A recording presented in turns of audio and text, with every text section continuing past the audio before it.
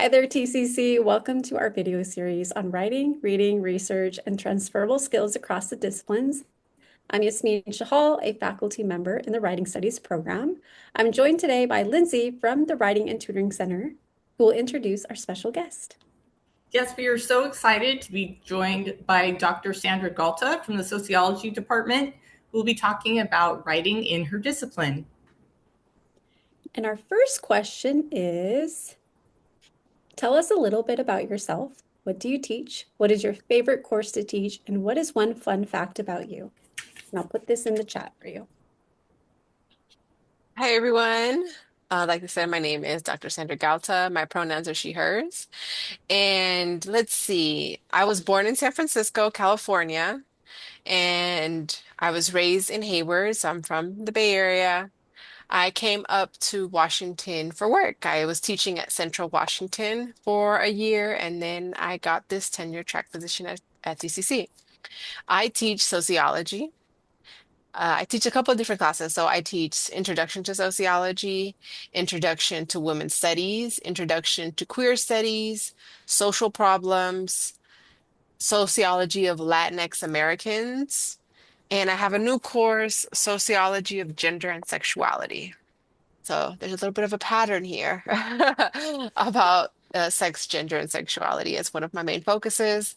And of course, Latinx. I've also taught sociology of immigration in the past at Central. I haven't been able to bring that class over here yet. Which is my favorite course to teach? That is so hard because I love all my classes. I mean, one-on-ones are standard, but like the upper levels, like women's studies is so much fun. I usually get such a good uh, group of students. Queer studies, this is the first queer class at TCC. And so I've taught that once, and that was so fun too. I love that class so much. So that I think is between those two. Sociology of Latinx Americans, I've only taught online. So this spring, I'm going to teach it fully or hybrid in person as well. So I don't know, that one might take the lead. So I'm excited for that one to see how it goes in person. So yeah, that's a good question. One fun fact about me, I like salsa dancing. I like to do Latin ballroom dance. So I dance salsa, bachata, merengue, a little bit of cumbia. That's what I do on the side for fun. I love that. I just realized we're both from the Bay Area. I moved here from Vallejo, California. So Oh, that's so I'd love to nice. see another Bay Area Cali person. Lovely. All right. So our next question is for students taking a class in your discipline, what would you like them to know about writing, reading, and research in your field? And does writing, reading, and research play a role in your teaching? And I will put that in the chat as well. Thank you. I think reading, writing, and research are critical in sociology classes. I mean, when we just let's just talk about writing in itself. I mean, for writing is that in sociology, we have to be able to articulate our thoughts, our ideas, our arguments. And so the biggest thing about writing is being clear and organized. And so I think that's one of the biggest things that I see with students um, to work on is that because it's tough. It's tough to be clear when how we speak isn't always how we write or how it translates well. And so there's a little bit of a disconnect. In order to write clear thoughts, you have to be able to read the information that you got, the textbook, the scholarly article. You have to be able to comprehend and then articulate what it's saying. Are you summarizing it? Are you synthesizing it? And so I think it's so important.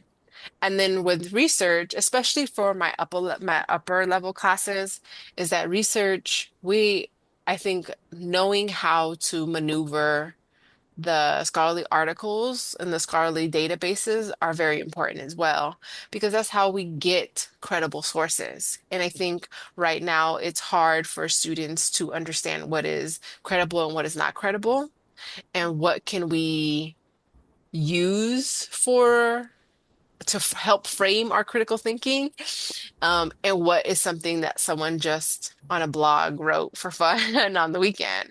And so I think it is extremely important, and I would want them to center it, and highlight it in sociology classes.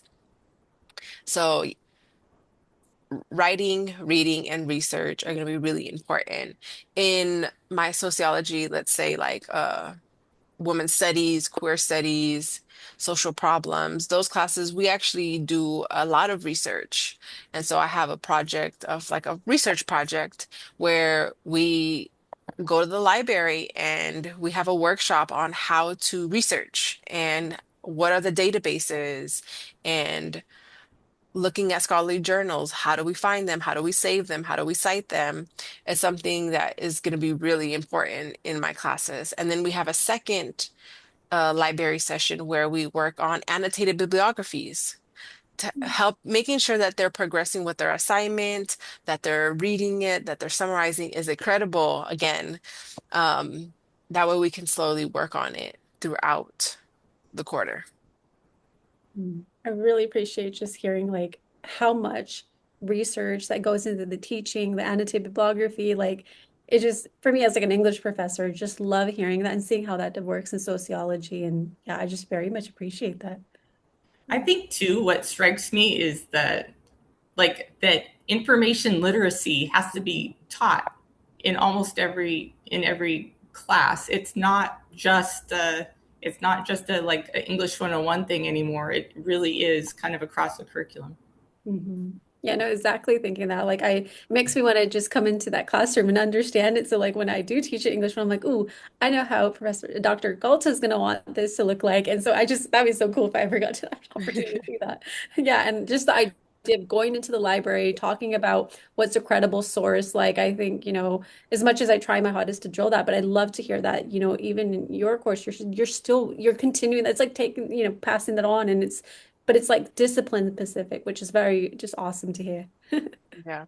And I think it's good when students, it gets reinforced across classes, which I often hear Mhm. like students taking psychology, they'd be like, I'm also learning this in psychology too, or we also did this a similar type of portfolio, for this class. And so I think what I've liked being at TCC is that we back each other up a lot. We're kind of maneuvering together.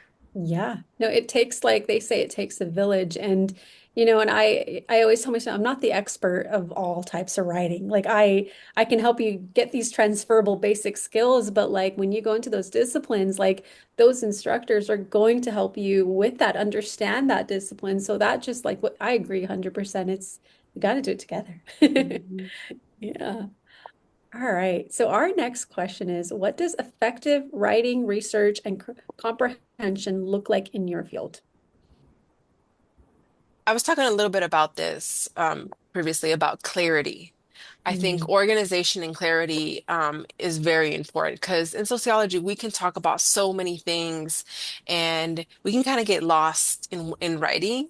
And so I really focus on making sure that they have a topic sentence and that mm, what's in the paragraph is supporting their topic sentence and that they're able to organize their thoughts. And mm, so making sure that they're hitting the key terms, they're hitting the theories and that they're applying what they're learning to their lives. So, one thing that I think is a little different from my reflections for class is that I want students to bring their lives into it. I want them to say, hey, one time I was being followed at a store, and I think this is an example of racism. I'm like, yes, I want you to apply what we're studying to your life. Or, hey, I was reading about this incident about in Texas about women's her bodily autonomy rights. Let's apply it to gender. Like I want them to apply what we're reading to their lives and society. And so I allow like I statements. I know some students are very like, I don't want to write I statements. Is this allowed? Is it informal? And so for me, it's about applying what we're learning to their lives, whether that's their personal life. Sometimes I get students that be like, none of this applies to me, like I don't, it doesn't make sense. And I'm like, that's okay. Maybe it applies to your friend. Maybe it applies to the news article you just read this morning. You can find different ways of how to see sociology. And so being able to do those two things, being clear in what they're writing, and then the application, being able to apply what we're learning to their lives. And I think long term, I think that's a better way for them to remember sociology instead of memorizing the key terms and writing the index cards. I just don't think for sociology that that's the type of studying and work that works well long term. If they can remember it because it applies to their life, because they see it in life, then they're going to remember it 5, 10 years down the line. Mhm.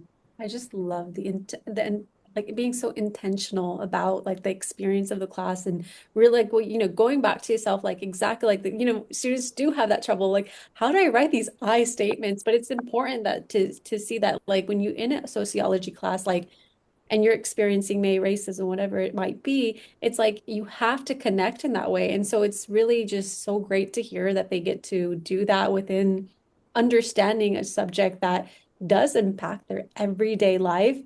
And when it's like made clear, like it's just, I love that like encouragement to be intentional through the process, which is, I wish I could take this class.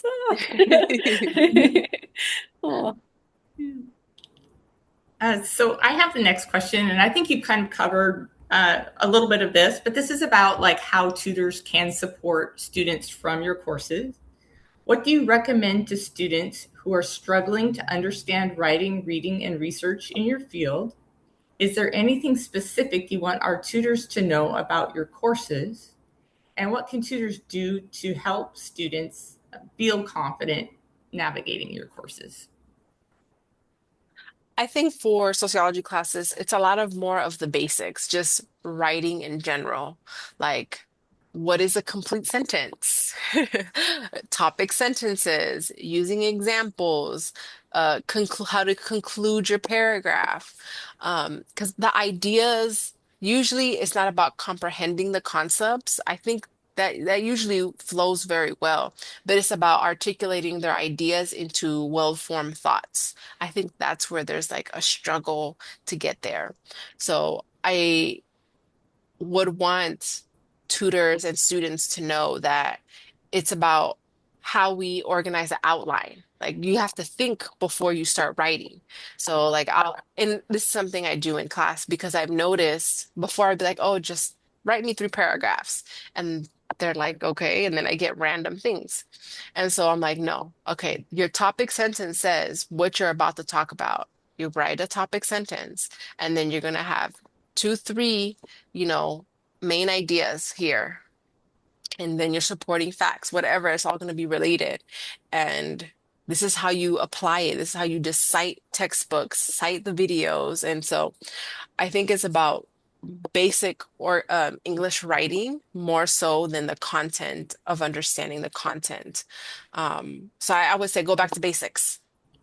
Go back to basics of topic sentence, writing an outline, topic sentence, how to organize a paragraph. I think that's where I see students struggle in.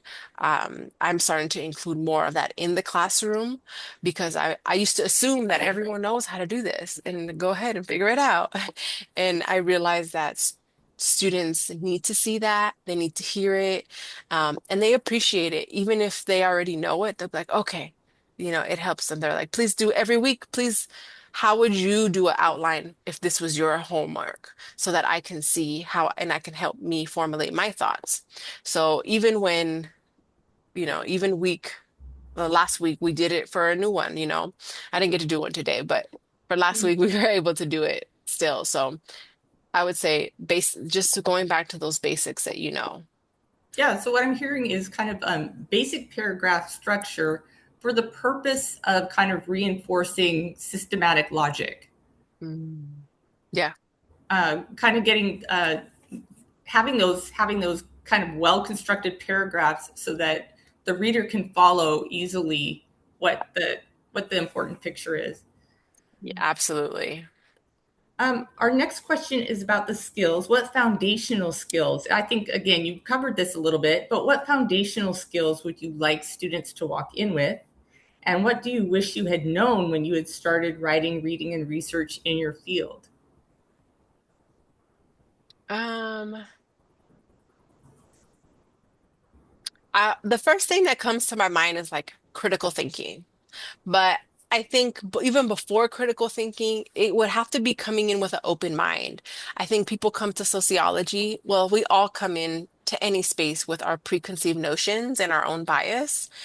And so sometimes it's hard, especially into a class where we're talking about society, where we're talking about how people behave and groups and inequalities and social systems, um, that our bias, you know, can hinder us from fully understanding something sometimes because we'll be like, oh, I already know this, and so I would say coming in with an open mind and then to learn how to critically think. You have to apply, you have to say, who is missing from this conversation? Who is not being discussed? What other story can we add here that would relate to this? And so I would like students to come in open-minded, ready to critically think. And in sociology, we call it like your sociological imagination, right? Of having this sociological lens of the world. And so get ready to grow your sociological imagination. Let's see, the next question, what do you wish you had known when you started writing? Oh, and reading and researching your field. That it's a lot of hard work.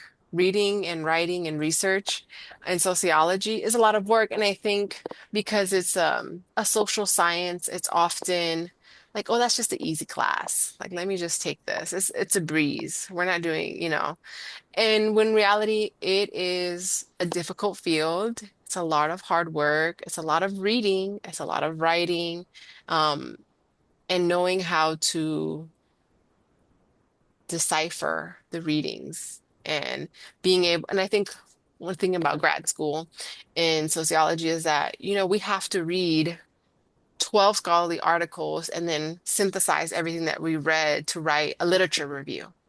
And so that's time consuming and it's truly a skill, of course, to write, but even to read. I think even reading, we're like, oh, you just read. But even that, like when you're writing, you can also read in the same way. Like when you're reading a paragraph, the first sentence you're going to read is a topic sentence, and that's going to give you insight for what you're about to read for that paragraph. And that can help you. Maybe you can skim it. Maybe you can pull out what you need, especially for grad school when you're reading books and books. Not everyone is reading every single sentence. People learn how to skim. You have to learn how to apply these skills because it's such a difficult field. And so I wish I learned a lot of that earlier to that you do have to learn how to read and not in the traditional sense of like second, first grade learning to read, but learning how to read from a scholarly perspective, learning how to read to pull out what you need, and not get hyper focused on every single word, which I know is hard because you're like, of course I have to read every word. But when you're reading 4 or 5 books a week for grad school, you have to pull out what you need to help you frame a bigger argument. So that took a lot of time to navigate and learn that skill, that it's not something I learned in school. I'm hearing so much about like it's like the paragraph being very impactful in sociology, like because I love the idea of just that topic sentence. Yes, as like I agree, like as an English instructor, like that's what gets you going. That's what helps you understand. And like I'm very like even in my class, like I'm big about paragraphs, but like I tell them I don't want that long paragraph. I want that nice, concise, clear, impactful, paragraph. And so what it sounds like in sociology is that you want your students to apply that critical thinking within, that made I always say like short, like paragraph, impactful paragraph where the concept is understood by the reader, right? Am I capturing that right? And then you're right, like you have to skim through these things and learning how to read and like trying to get your voice across is so hard to do, and especially in a field where it's like there's so much like depth into what you're bringing to the table, but it's like getting someone to get thinking in that first sentence. Oh, I love that. I'm gonna start telling my sociology students that. Because I think it's about being efficient with your time. Because I can have a student who turns in 1,000 words and they're saying the same thing that this student said it in 400 words, right? And sometimes I'll tell my students, they'll be like, "Well, your instructions are too broad. I need something more specific." And it's like sometimes it's each student is gonna interpret it a little different, but some students can be efficient with their time. 400, 300, 400 words straight to the point. They got their point, their ideas across. Then I have some students that need a little bit more room. Neither is bad. They're different and they bring different things. But if, especially with students who are like, this is taking me 3 hours, I'm like, okay, let's be efficient. Let's let's get down a solid, impactful paragraph. How can we get that? Hmm. I agree 100%. And yeah, either you do it in 400 or 1,000 words. And I like the idea of when prompts are open-ended, because here's the thing, like that's where that critical thinking happens. Like that's where that challenge happens. And I think in sociology, it's like you want to be part of the sociological conversations that are going on. And so like the same thing could be said. So it's like, why tag along to that? But like provide your own perspective because you are your own unique person. We're not all the same. And if we were, that'd be boring. And so I feel like in sociology, you really want to push for your own authenticity within the work that you're building. And yeah, I really appreciate that a lot. Like that solid paragraph. Is that 4,000? Is that 4,000 words? Oh my goodness. 400 words or 1,000? Oh, that would be crazy. Sorry. But wow, I love this. Anything you want to add, Lindsay? No, I think that makes a lot of sense. I like the critical thinking part of it because that is, I think those longer essays that you get is students trying to work out their understanding of a principle.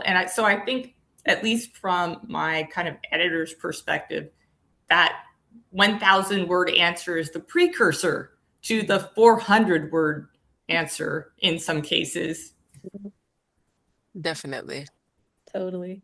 All right, so our next question is going to be about transferable skills. So it's going to be a two-part question. So I'm going to first give you the first part of it and then the second part as well. So first part is, how do you learn about or ask students to reflect on prior knowledge your students bring into your course?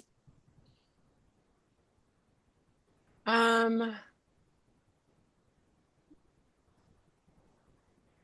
I think I asked them to bring it, like I was saying, I asked them to bring in their knowledge into the writing assignments, into the, I call it module reflections. Um, is that they have to bring, I mean, we're all bringing in our own experiences. So I asked them to write about it and apply it instead of saying, hey, be unbiased, be objective.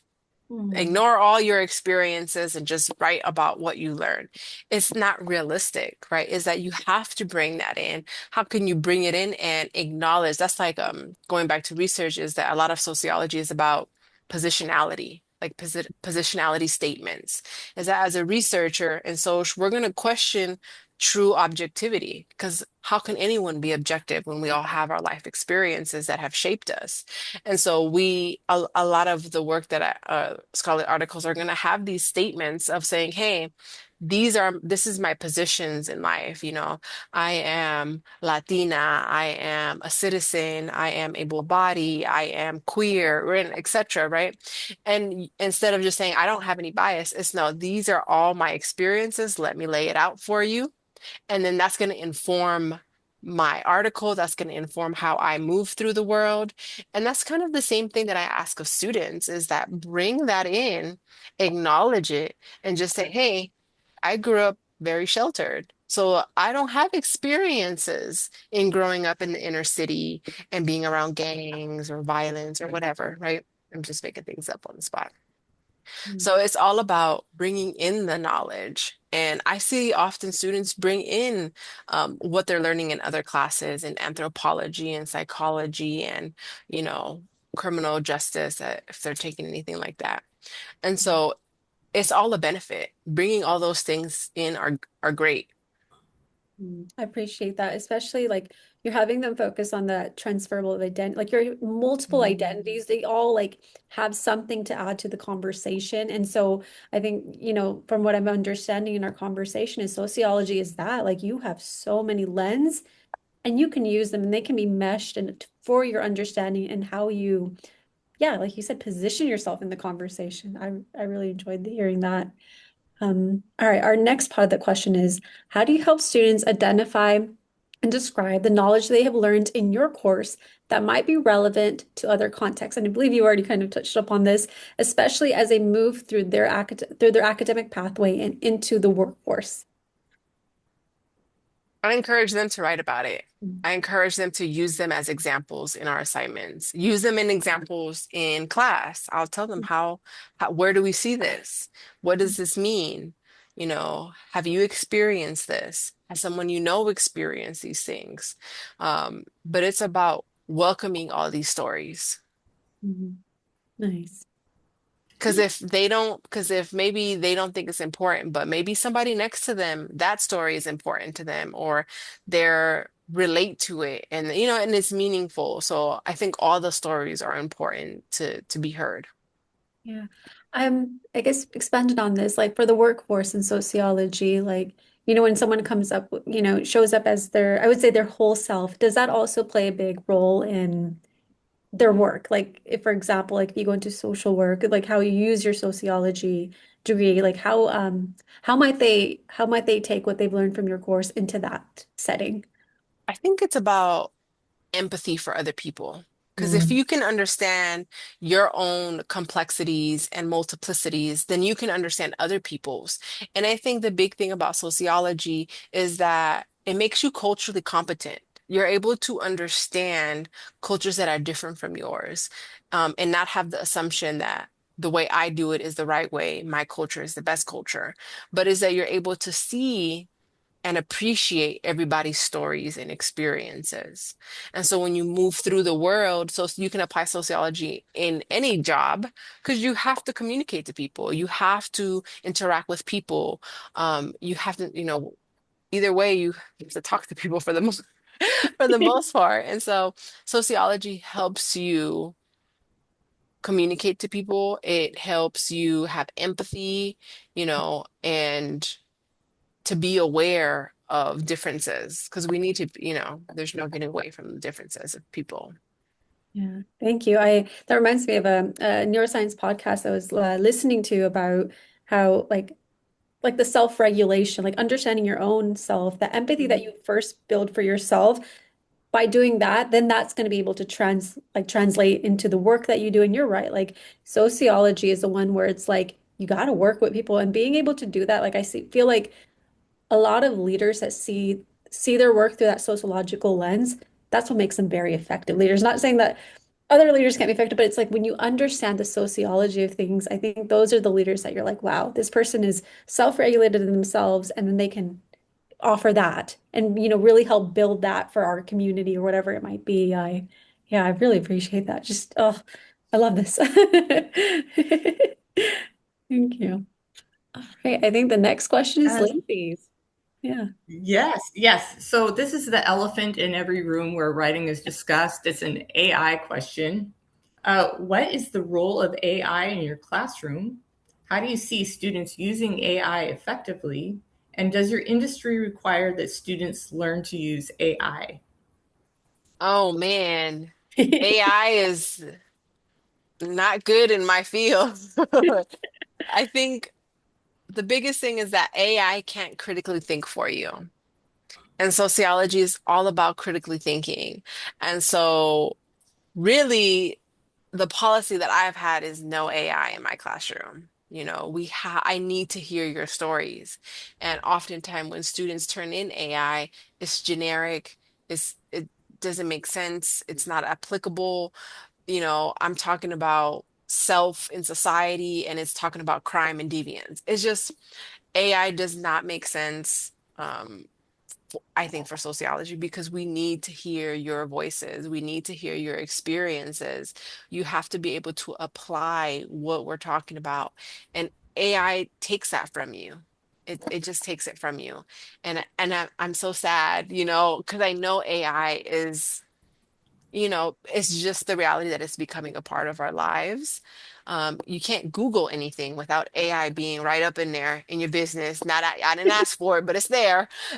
And so um, but I think that students should stay away from it, especially for sociology. This is about your voice, your words, your experience, your application.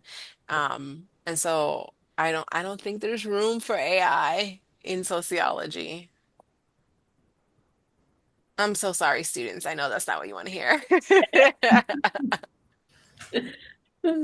It makes sense that a discipline that requires so much of people putting themselves, AI does not do that well. AI can't, there's some things AI can't do, and that's definitely one of them. So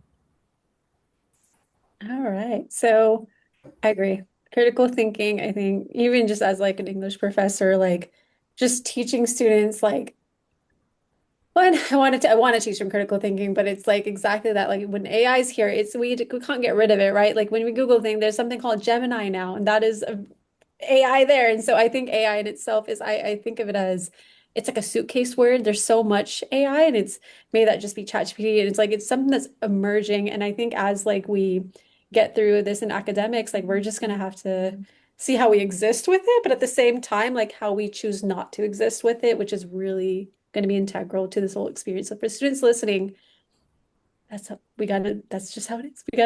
We gotta learn with it, right? Yeah. All right. So our last question is anything we didn't ask that you want to cover, anything you would like future students to know in your field? Um, I think sociology is a great field. If you haven't already taken a class, please take it. Um, it's sociology is not an easy class. My class is not an easy class, you know, but I think there's so much, like we were talking about this, your self-growth, your self-evaluation, you know, what does it mean, to ask the questions, why am I the way I am?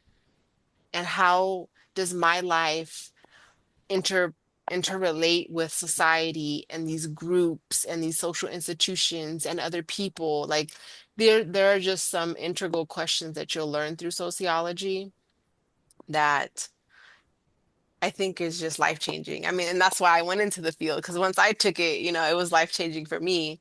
And, I teach that sociology with that same amount of passion because I love sociology. And so it's a hard class, but that self-discovery, that self-knowledge is completely worth it.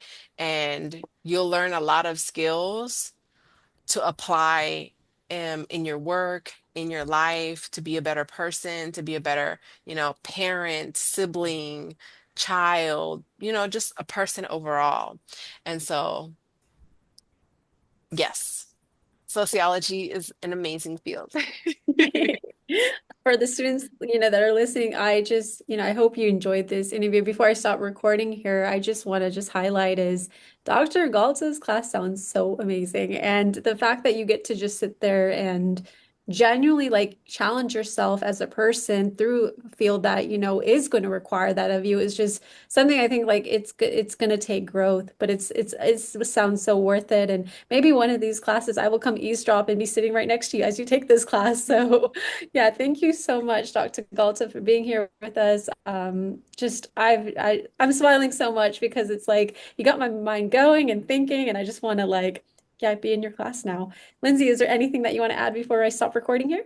no, just that I think I love those courses that are not necessarily specific to your work, but do make you think about your value system, make you think about how you are as a citizen, make you think about how you are as a human. So thank you. I'm glad that these kind of courses exist. Thank you. Thank you. All right, I'm going to stop recording here.